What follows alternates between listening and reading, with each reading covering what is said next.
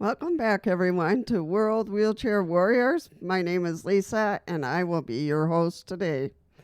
Today, I wanted to walk you through a brief history, and very brief, because what I will do here probably won't do it justice, but we will try to put in the best so that in a video of this type, you will have, some basic ideas of how the ADA came about.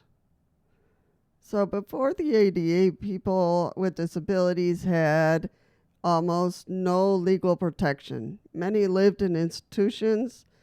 Public schools often said no. Transportation, forget it. But disability rights advocates were not silent.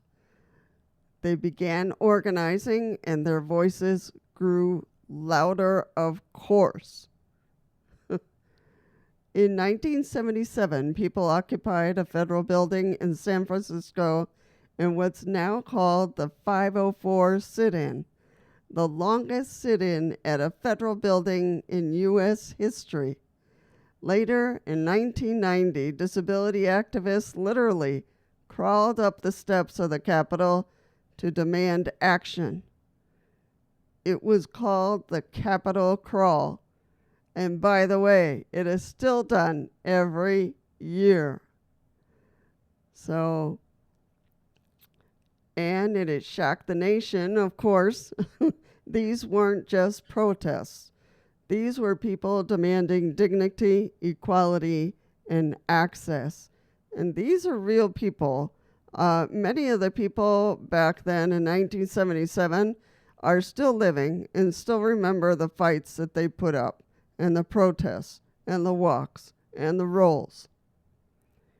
On July 26, 1990, President George H.W. Bush signed the Americans with Disabilities Act into law. It banned discrimination in employment, public spaces, transportation, and more. He said, let the shameful wall of exclusion finally come tumbling down. And it did. The ADA transformed lives, but the work isn't finished, as we know. Many places are still inaccessible. Digital access still leaves people out. Airplane travel is still a struggle. The ADA is not just a law, it's a promise we must keep together. So the ADA is something we really need to protect and to work it out together to improve it. Know your rights. Celebrate the ADA. I want to point out some people who were very involved in the ADA or making the ADA come to life. One is Corey Lee, and he was at the Abilities Expo. He's been traveling to the Abilities Expo to talk about his experiences of traveling. He wants us to know that traveling for us is possible. One of the big things he fought for in Florida was curb cuts. Something so simple as curb cuts in Florida. And that's where Corey Lee started. So congratulations to him. He is still among us. He is still fighting for those needs. The next picture here is of Miss Human. She was very involved in the moving the ADA forward. She is no longer with us. She passed away less than a year ago, but we want to thank her for her work on the ADA and promoting it. Share the stories that brought us here. If you learned something today, hit the like button, subscribe for more, and tell someone, because access is a human right, here or anywhere else in the world. So this is really important. These are just tiny snippets of the history of the ADA. But truly, it needs to be thought about, reflected about, recognize the people that were involved. Uh, you know, this can't pass by without us taking pause in using curb cuts, being able to share national parks, state parks, being able to go into a library these days, go into a movie theater. So this is all really, really important. People with disabilities were often isolated, many forced into institutions, hidden away from society. But then we got louder. It didn't start with the ADA. It started with people who refused to be invisible. So that we know. And there is a big name, and I will be showing her face here. Then came Judy Heumann, a fierce and brilliant leader who said, disability only becomes a tragedy when society fails to provide the things we need to lead our lives.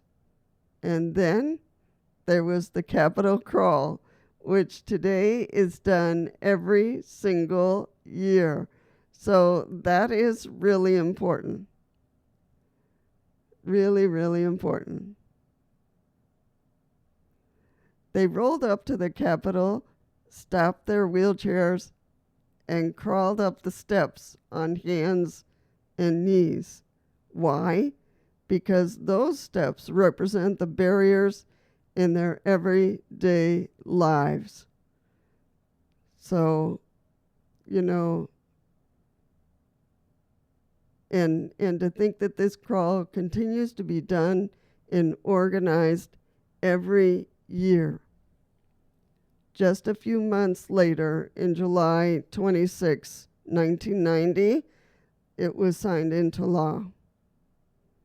So, you know, sometimes our actions can speak louder than words. It was a turning point, and it was thanks to people like you and me, people who refuse to remain silent. And that's why I say it's really important to be communicative, to speak out, to speak up, you know, when there is an obstacle in front of you. The ADA changed so much, but the fight isn't over. As we know, many places are still not fully accessible. The internet, a new frontier of barriers, and enforcement, sometimes weak, sometimes none. So we must keep going. We must know our rights, demand accessibility, and support one another. Because the ADA was never the finish line. It was the beginning, and that is so true. It is the beginning of what we continue to need.